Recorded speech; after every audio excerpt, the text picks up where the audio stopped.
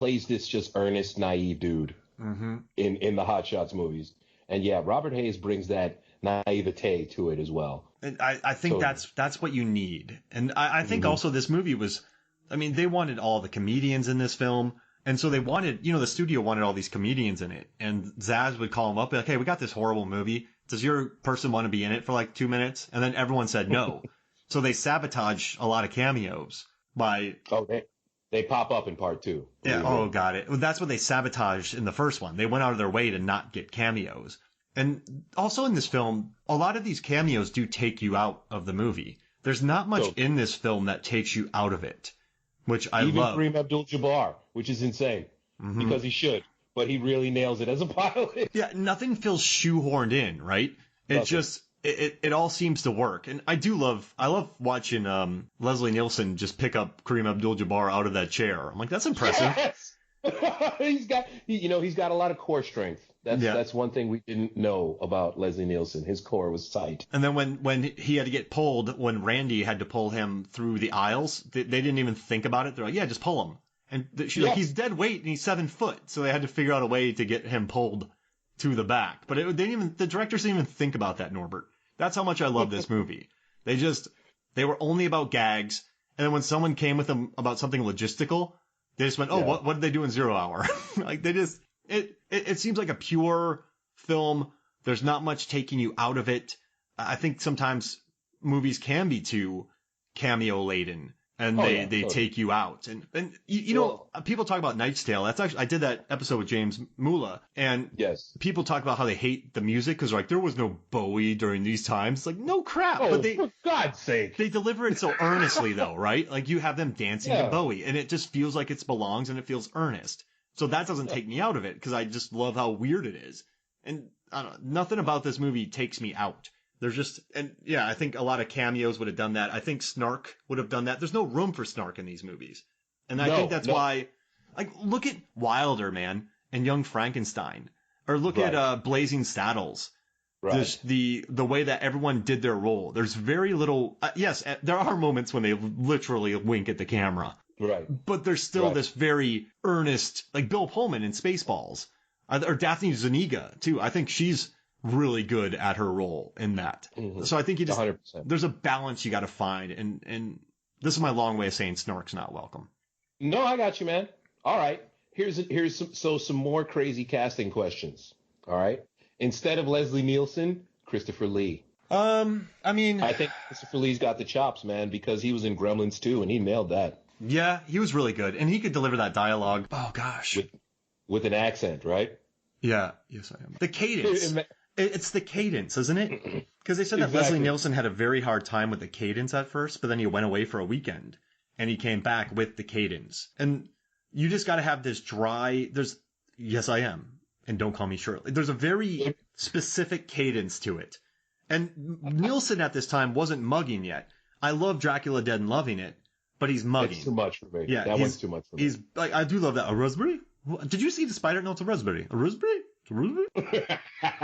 He's too much. The blood scene. After watching the original Dracula again, then going back to watch Dracula Dead and Loving It makes more sense. Yeah. But when it was released, when it was released, you're kind of thinking to yourself, I just watched From Dusk Till Dawn. Why am I watching this? But yeah, I think Lee could do it. It's just about getting the cadence down.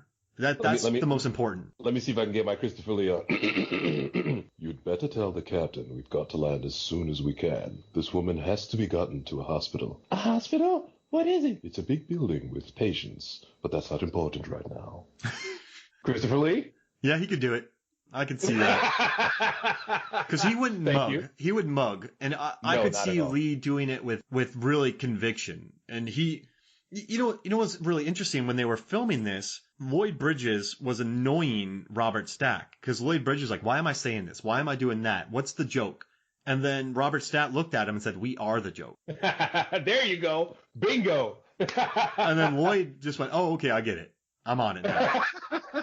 And I think Lee would understand that, where you are the joke itself. So what is the joke? No, the way you're delivering it is the joke. What you're saying is the joke. Exactly. But yeah, sorry. Go. I want to hear it. I like these questions. These are fun. I was going to say, finally, Elaine, Sigourney Weaver or Shelley Long. Wait, so Julia Louis-Dreyfus. Is that what you're saying? Louis-Dreyfus. Wait. Elaine. Elaine's part is Julie Hagerty. Oh, sorry. I thought you were saying Elaine from Seinfeld. Because I was like, all right, so Elaine. What is the deal? What is the deal with airline food? What's with the lampshades? Did you eat the fish? I thought, I wanted the lasagna, but all they had was chicken and fish. I got a drinking problem. No. I can't fly the plane. Oh, man. I would like to see Seinfeld dancing in that scene. But, okay, so Sigourney Weaver or Shelley Long? Or Shelley Winters? No, Shelley Long. Shelley Winters was Shining, right? Shelley Duvall. Yeah. Oh, Shelley Duvall. Oh, and that poor lady, she got wrecked in The Shining the same year. Yeah, she did. Okay, so... Yeah, so Sigourney Weaver auditioned for Elaine's part, and also Shelley Long auditioned for Elaine's part. What do you think? I mean, Shelley Long's hilarious. Sigourney Weaver's funny, too. Dude, as we know from our now legendary Galaxy Quest podcast, Sigourney does comedy. F that. Oh, man. Sigourney comedy. So we have to make a pick, right? We're saying Long or Weaver, not replacing Hagerty. Because they add so much different. Long might be similar to Hagerty, Julie, but Weaver would add a more dry. I mean, she played really well off of Bill Murray in Ghostbusters. Absolutely. And those two, I don't care what anybody says. Bill Murray hooking up with a chick like Sigourney Weaver, that is beyond out of his league. A dude like Bill Murray hooking up with a woman like Sigourney Weaver.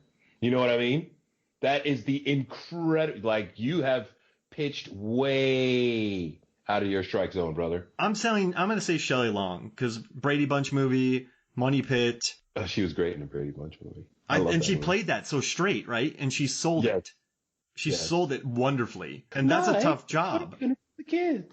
Yeah, so she was perfect. She was. Okay, so I'm saying Shelley Long, because I just see more of the more of a less dry. I don't want dry, because then that's too much dry. I'd take Sigourney Weaver. Honestly, I would love this. I think it would be an upgrade. As you know, my obsession with the Alien series means that I believe that Sigourney Weaver not only walks on water, but just generates it. She's the queen of all things. I think Sigourney Weaver in this movie with Robert Hays, because Julie Hagerty's character Elaine in this movie is always, I don't respect you. She basically says, I can't love a man that I don't respect. Yeah. Coming from Julie Hagerty, that really hurts, because it seems like Julie Hagerty's so sweet. Coming from Sigourney Weaver, she gives that extra, like, I am a strong woman type thing. Oh, yeah. That extra I am, you can't keep up with me. I'm way out of your league. And that would have added a whole other dimension to this movie, because Julie Hagerty, Ted Stryker, yeah, they're cute, but okay, you could see them together. Ted Stryker begging for Sigourney Weaver to get back with him, that hits different, because clearly Ted Stryker, she's out of your league. That might make it less enjoyable for me, because that creates that difference between the two. And then maybe there's a little bit of, like, clearly you're right, but then that adds this extra element to it. And maybe I just like the sweetness of Hagerty, because she's so nice. That you don't, she's incredibly nice. You don't like this guy? What did he do to you? And, Exactly. and just, I'm telling you, her reactions to Otto and just the various, when she's taking the menu with the two guys and she does not know what they're saying, her look. Yes. I can't see. Listen, Sigourney's amazing, and she should have won an Academy Award for Aliens. And I love her. Won it, God damn it. And Heartbreakers, I think she's hilarious in. I love Heartbreakers, underrated movie. And I just, if I had to cast one, I'd take Long.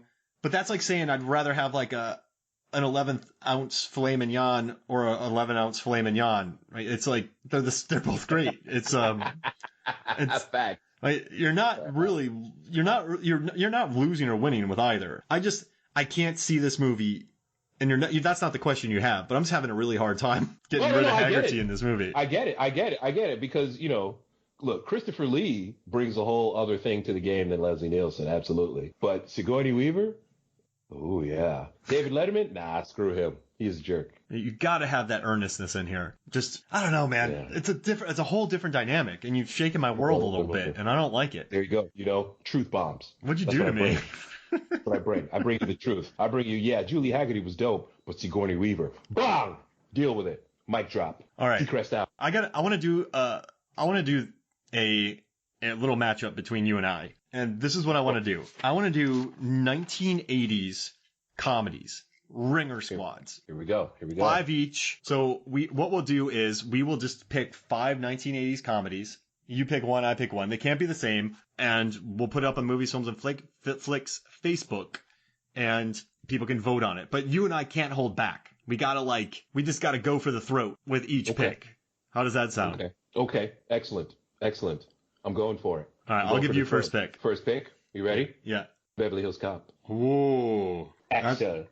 Ajuel Foley. I'm going to take Spinal Tap. I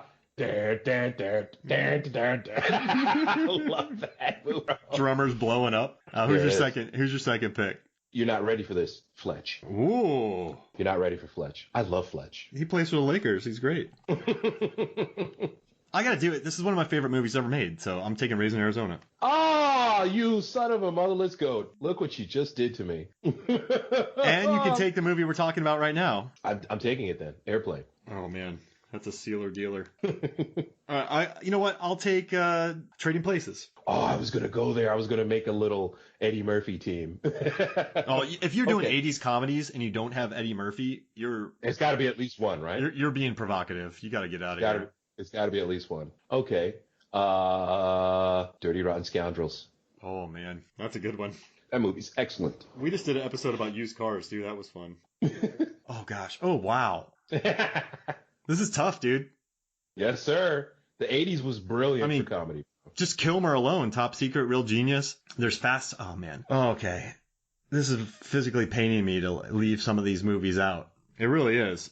So you have Beverly Hills Cop, Fletch, Airplane, Dirty Rotten Scoundrels. I have This Is Spinal Tap, Racing Arizona, Trading Places. And then I will take... Can I just pick a movie I love? I'm going to take Big Trouble in Little China. Big Trouble in Little China. Of course. Jack Burton. Of course you take Jack Burton. I got to go with what I love. Of course you do. All right. And then who's your fifth pick? All right. Number 5. Let's see. Number 5 is going to be Just Because I Am Ridiculous. Ridiculous Norbert. You know what? I'm just going to pay homage to the dead. I'm going back to school just because I'm a weirdo. Ooh, I love back to school? I love that movie. I love it when he does the Triple Lindy. Oh, gosh. Triple Lindy's amazing. You know what? Back to School or Ghostbusters? What do you think? What's up to you, my friend? I'm going Ghostbusters because the terror dog scared me as a child. And I mean, we said not to hold back. So right now I have lost. You have sealed my deal. I am done. But so I gotta dig deep here, man. I gotta get one movie that is just gonna almost maybe match up with Airplane and Ghostbusters. Because Ghostbusters is almost a win in itself. Oh man, we left out Vacation. Caddyshack. Vacation, I was just about Coming to say. to America. Mm-hmm. Spaceballs. Princess Bride. I already took one Eddie Murphy, so I didn't want to take two. Major League. Coming to America, actually. I didn't want to take Coming to America because I like Beverly Hills Cop more than Coming to America. Three Amigos. You got me a sweater. Three Amigos, as you get older, it doesn't hit as funny as it did when you were a kid, I think. Have you watched it recently? It's okay. I just quote it. I don't really watch it. Is Fast Times at Ridgemont High a comedy? It's kind of dark. Yeah, I know, right? It's not exactly. I mean, it's supposed to be a comedy, but it's kind of dark. It's technically a comedy. Yeah, technically. But, I mean, how many people watch it for the laughs? Everybody's watching it just to be all right, or Spicoli. Sure thing. You know what? I'm going to lose, but I'm gonna do a double Holly Hunter, and I'm going to take a broadcast news. Nice. I've lost, but I'm going broadcast news, because I love that movie, and I think she's hilarious in it, and I think everyone's on the top of their game. Go for it, man. That's a beloved film right there. So you have Beverly Hills Cop, Fletch, Airplane, Dirty Rotten Scoundrels, and Ghostbusters. I have This Is Spinal Tap, Racing Arizona, Trading Places, Big Trouble in Little China, and Broadcast News. There it is. Oh, wow. And you can go to Movies, Films, and Flicks Facebook. Well, I might have run it already, but you can go to Movies, Films, and Flicks Facebook and check out all the fun polls and tournaments we do. You'll love it there. It's a kind place. I make sure everyone stays nice. People don't see a list and go, I love 9 of these movies, but the 10th one sucks. It is the least rage-filled place on the Facebook. Absolutely. I try, and I send out messages. I'm like, hey, man, listen, you love 9 of them, but you hate one of them. Like, you don't got to comment on the one you hate. Dude, you moderate that. And it's my page. It's not like free speech. It's just, let's not be the internet. That's right. Basically. Oh, I just saw on the list the incredibly underrated Dragnet. Tom Oh Hanks yeah. Right? All right. Well, let's add one more. Pick one more movie. What do you want? Fine. I